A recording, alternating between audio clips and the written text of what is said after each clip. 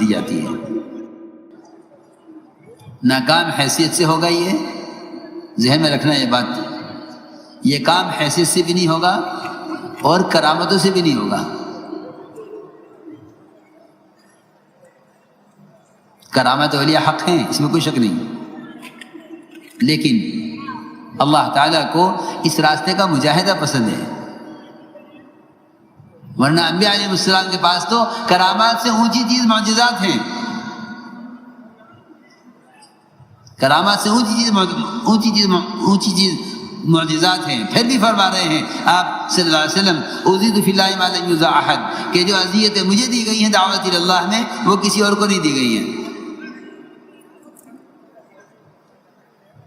اس لیے اپنی حیثیت سے نیچے اتر کر دعوت دی جاتی ہے، حیثیت سے نیچے اتر کر اپنی حیثیت کو قربان کیا جاتا ہے کام کے لیے۔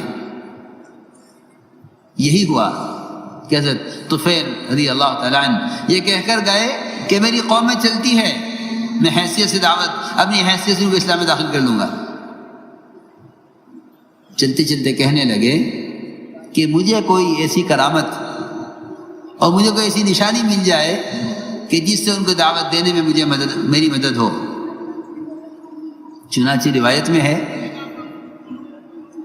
کہ ان کی دونوں آنکھوں کے درمیان تیز روشنی وہ ظاہر ہو گئی، یہ مطمئن ہو گئے کہ میری قوم دیکھے گی ان کے چہرے پر نور ہے، اور میری قوم دیکھے گی کہ میری حیثیت ہے تو سب اسلام میں آ جائیں گے۔ اللہ کی شان۔ جب قوم کے قریب پہنچے تو سوچا کہ قوم یہ کہے گی ان کا چہرہ بدل گیا ہے دین بدلنے کی وجہ سے، تو دعا کی اے اللہ اس کو ہٹا دے میرے چہرے سے، اس کو ہٹا دے، مجھے نہیں چاہیے، ہٹا دے اس کو۔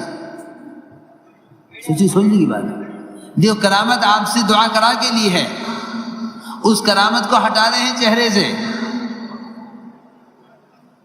آگے حیثیت، جا کر حکم دیا قوم کو اسلام لے آؤ، قوم نے اسلام لانے سے انکار کر دیا، ہم اسلام نہیں لائیں گے۔ یہ واپس آئے، فوراً واپس آ گئے، آ کے عرض کیا کہ میری قوم اسلام لانے سے انکار کر رہی ہے، آپ ان کے لیے بد دعا کر دیجئے۔ یہ بہت سمجھنے کی بات ہے۔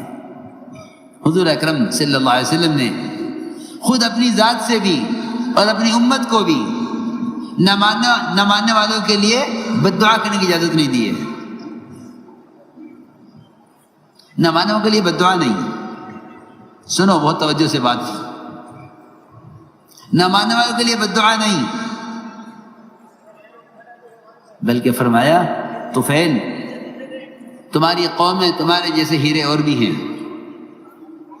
میرے دوستو عزیزوں، بڑی بڑی صلاحیتوں کے لوگ موجود ہیں، لیکن ہماری تنگ نظری، تنگ دلی ساتھیوں کی صلاحیتوں کو ضائع کراتی ہے۔ وہاں جذبہ یہ ہے کہ غیروں کی صلاحیتوں سے فائدہ اٹھانا چاہتے ہیں، یہاں مزاج یہ ہے کہ اپنوں کی صلاحیتوں کو ضائع کرا دیتے ہیں۔ میری بات بہت توجہ چاہے گی۔ وہاں جذبہ یہ ہے، عمر رضی اللہ تعالیٰ عنہ ایک یہودی کے اسلام لانے کی تمنا کرتے تھے، کیونکہ وہ یہودی حساب کا ماہر تھا، حساب میں ماہر تھا۔ کہتے تھے کاش یہ یہودی نہ ہوتا، مسلمان ہوتا تو میں اس کو بیت المال کا محاسب، اپنے بیت المال کا سی اے بنا لیتا۔ سی اے، جی ہاں یہودی ہے مگر کاش مسلمان ہو جاوے تو میں اس سے کام لوں۔ ہاں یہ نہیں کہ نہیں مانتے تو ہلاک ہو جاؤ، نہیں، یہ نہیں۔ اس دعوت کا یہ تقاضا ہے اور یہ مزاج بنایا گیا ہے کہ کوئی کب تک نہ مانے کہ تم منواتے رہو، اس سے منواتے رہو، اللہ سے منواتے رہو۔ آپ نے فرمایا اے طفیل تمہارے جیسے ہیرے اور بھی ہیں تمہاری قوم میں، جاؤ محنت کرو۔ اللہ کی شان، جس قوم کے لیے نہ ماننے پر بد دعا کرانے کے لیے آئے تھے، اسی قوم پر محنت کر کے ابو ہریرہ جیسے محدث آئے جنہیں سب سے بڑا ذخیرہ امت کو احادیث کا آپ سے نقل کر کے دیا۔ دیکھو تو صحیح، جن کے لیے کہہ کر آئے بد دعا کر دیجئے۔ اس لیے اس امت کے نبی کو بھی یہ کہا گیا ہے لیس لک من الامر شیء او یتوب علیہم او یعذبہم فانہم ظالمون، کہ آپ بد دعا نہ کیجئے، آپ بد دعا نہ کیجئے، آپ بد دعا نہ کیجئے، اس لیے کہ آپ نہیں جانتے کہ جن کے لیے آپ بد دعا کر رہے ہیں کل وہ اسلام میں داخل ہو کر آپ کے مددگار بننے والے ہیں۔ چنانچہ یہی ہوا، بعض وہ لوگ جن کے لیے حضور اکرم صلی اللہ علیہ وسلم نے بد دعا کا ارادہ کیا، اللہ نے روک دیا، پھر وہ کفر سے اسلام میں داخل ہوئے اور وہ آپ کے جانثار بنے۔ یہ بھی روایتیں ملتی ہیں۔ ہاں، میں بزرگ عرض کر رہا ہوں، کام کرنے والوں میں غصہ، جھنجھلاہٹ جب پیدا ہوتی ہے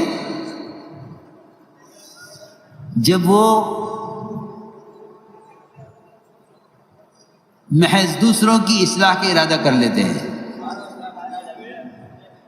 میں تم سے بہت کام کی بات عرض کروں، اللہ تعالیٰ کی طرف سے باطل کی ہدایت کا یا باطل کے راستے سے ہٹنے کا فیصلہ اس وقت ہوتا ہے جب داعی کی قربانی مطلوبہ سطح تک پہنچ جاتی ہے، جب داعی کی قربانی مطلوبہ سطح تک پہنچ جاتی ہے۔ آپ کسی ڈاکٹر سے نہیں کہہ سکتے کہ یہ دوا میں صرف 4 دن کھاؤں گا، نہیں کہہ سکتے، آپ کا یہ کام ہی نہیں ہے۔ وہ ڈاکٹر بتلائے گا یہ دوا آپ کو 1 سال کھانی ہے، 6 مہینے کھانی ہے، 2 سال کھانی ہے، 3 مہینے کھانی ہے، ڈاکٹر بتلائے گا۔ آپ اس کو نہیں جانتے، آپ نہیں جانتے۔ اللہ اکبر۔ ایک مخلوق کے بارے میں یہ نہیں جان سکتی، مخلوق کے مقابلے نہیں کہہ سکتی کہ یہ دوا میں اتنے دن کھاؤں گا، آپ نہیں جانتے، یہ ڈاکٹر جانتا ہے۔ اللہ رب العزت، اللہ جانتے ہیں کہ کس بندے سے کس کی ہدایت کے لیے کتنی محنت مطلوب ہے۔ ان کو جلدی تھی، کہا کہ آپ دعا کر دیجئے، یہ اسلام نہیں لا رہے ہیں۔ فرمایا نہیں، ہم دعا نہیں کرتے، ہم دعا کرتے ہیں اللہم اہدی دوس، اللہم آتی بہم، اے اللہ کبھی اس کو ہدایت دے اور سب کو لے کر آ۔ فرمایا جاؤ واپس قوم میں جا کے محنت کرو، جاؤ قوم میں واپس جا کر محنت کرو۔ آپ نے بدعا نہیں فرمائی۔ اس لیے یہ امت اور اس امت کا یہ نبی، ان کے ذمے دعوت اور دعا کیا، ان کے ذمے دعوت اور دعا کیا گیا ہے، ان کے ذمے بدعا نہیں کی گئی ہے۔ دعوت اور دعا، دعوت اور دعا، دعوت اور دعا، یہاں تک کہ اللہ تعالیٰ کوئی فیصلہ کر دے۔ میں تو عرض کرتا ہوں کہ اگر دعوت ہی دیتے رہو گے تو بد دعا کے بغیر ہی رکاوٹیں ہٹ جائیں گی، بد دعا کی ضرورت نہیں پڑے گی۔ اور عجیب بات ہے، عجیب بات ہے، تمام انبیاء علیہم السلام کو ایک دعائیں مستجاب دی گئی ہے جو قبول ہونی ہے۔ تمام انبیاء علیہم السلام کو ایک دعائیں مستجاب دی گئی ہے جو قبول ہونی ہے، رد نہیں ہوگی۔ سارے نبیوں نے وہ دعائیں اپنی اپنی قوم کی ہلاکت کے لیے مانگ لی۔ نوح علیہ السلام نے طوفان نوح سے، اور صالح علیہ السلام نے، لوط علیہ السلام نے، سب نے وہ دعائیں مانگ لی، ان کی بد دعائیں قبول ہو گئی، قوم اس پر ہلاک ہو گئی۔ حضور اکرم صلی اللہ علیہ وسلم کو بھی دعائیں مستجاب دی گئی۔ پوچھا گیا آپ سے کہ تمام انبیاء علیہ السلام کو ایک دعا دی گئی جو قبول ہونی ہے، آپ کو بھی دی گئی ہے کہ ہاں مجھے بھی دی گئی ہے، تو آپ اس دعا کو کیوں نہیں مانگ لیتے امت کے لیے؟ آپ اس دعا کو امت کے لیے کیوں نہیں مانگ لیتے؟ آپ نے فرمایا اختبأتها للآخرہ، اختبأتها للآخرہ، میں نے اس دعا کو چھپا کر رکھا ہوا ہے قیامت کے دن کے لیے۔ اور واقعی عجیب بات ہے، حضرت کی بات عجیب بات ہے۔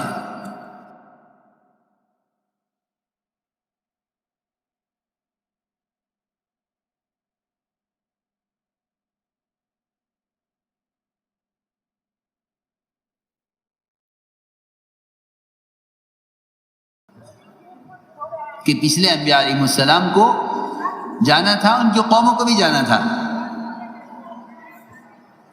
پچھلے انبیاء کو بھی جانا تھا، ان کی قوموں کو بھی جانا تھا، تو انہوں نے اپنی حیات میں دعا مانگ لی اور دعا پر قوم ہلاک ہو گئی۔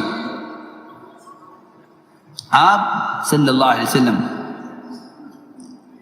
تمام انبیاء میں آخری نبی ہیں، لا نبی بعدی ولا امۃ بعدکم، میرے بعد کوئی نبی نہیں، تمہارے بعد کوئی امت نہیں،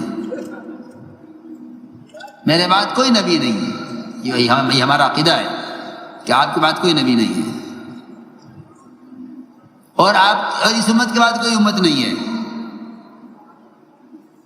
آپ کو دنیا سے سفر کرنا ہے اور آپ کی امت کو دنیا میں رہ کر کام کرنا ہے۔ آپ کو سفر کرنا ہے، آپ مسافر ہیں، آپ مسافر ہیں، آپ کی امت مقیم ہے، یہ بات بہت غور سے سمجھنا، آپ مسافر ہیں، آپ کی امت مقیم ہے، اور آپ جانتے ہیں کہ جب امام مسافر ہو اور مقتدی مقیم ہو تو مقتدیوں کو امام کے پہلے سلام کے ساتھ ساتھ سب کو کھڑا ہو جانا چاہیے اور انتظار کرے امام جب مقتدی اپنی 2 رکعات پوری کر لیں تب امام دعا کرائیں۔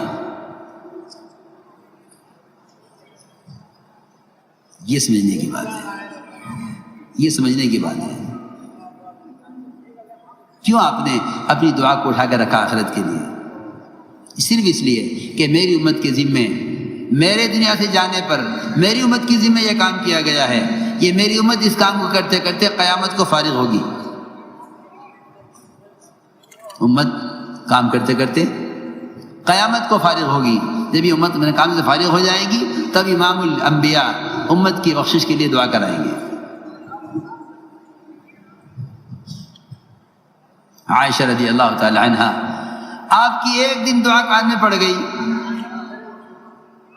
کہ اللہ عائشہ کے اگلے پچھلے چھوٹے بڑے سارے گناہ معاف کر دے۔ اتنا خوش ہوئی کہ روایت میں ہے کہ لوٹ پوٹ ہو گئی خوشی میں، ان کا سر گود کو لگ گیا۔ ایسی دعا فرمایا اے عائشہ تو اس دعا سے اتنی خوش ہو رہی ہے جو تیرے لیے ایک مرتبہ ہوئی ہے، اور اپنی امت کے لیے یہ دعا ہر نماز میں مانگتا ہوں۔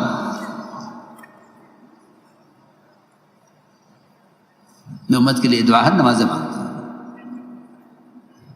میں نے عرض کیا کہ بددعا تو وہ مانگتا ہے، ہائے ہائے، حضرت فرماتے تھے کہ انتقام اور ہدایت کا جذبہ ایک دل میں جمع نہیں ہو سکتے، کہ ان سے انتقام بھی چاہیے کہ ہدایت بھی چاہیے انہیں۔ طفیل بن دوسی رضی اللہ تعالیٰ عنہ واپس گئے قوم میں، محنت کی جا کر، آپ نے ہجرت کر لی مدینے کی طرف، غزوہ احد بھی ہو گیا، خندق بھی ہو گیا، بدر بھی ہو گیا۔ آپ صلی اللہ علیہ وسلم حضرت طفیل بن دوسی رضی اللہ تعالیٰ عنہ قوم میں محنت کرتے رہے، آپ صلی اللہ علیہ وسلم خیبر میں تھے۔ حضرت طفیل رضی اللہ تعالیٰ عنہ جو بات سننا نہیں چاہتے تھے، کان بند کیے ہوئے تھے، یہ طفیل رضی اللہ تعالیٰ عنہ 80 خاندانوں کو لے کر اسلام میں داخل کر کے لے کر پہنچے مدینہ منورہ۔ 80 خاندان، محنت، کام کیا کہ جاؤ قوم میں محنت کرتے رہو، محنت کرتے رہو۔ غزوہ خندق بھی ہو گیا، احد بھی ہو گیا، بدر بھی ہو گیا، یہ کام کرتے رہے اپنی قوم میں۔ تو میں نے عرض کیا کہ اس واقعے سے بہت چیزیں معلوم ہو گئی کہ حیثیت کرامتوں سے کام نہیں ہوگا، کام محنت سے، مجاہدے سے ہوگا۔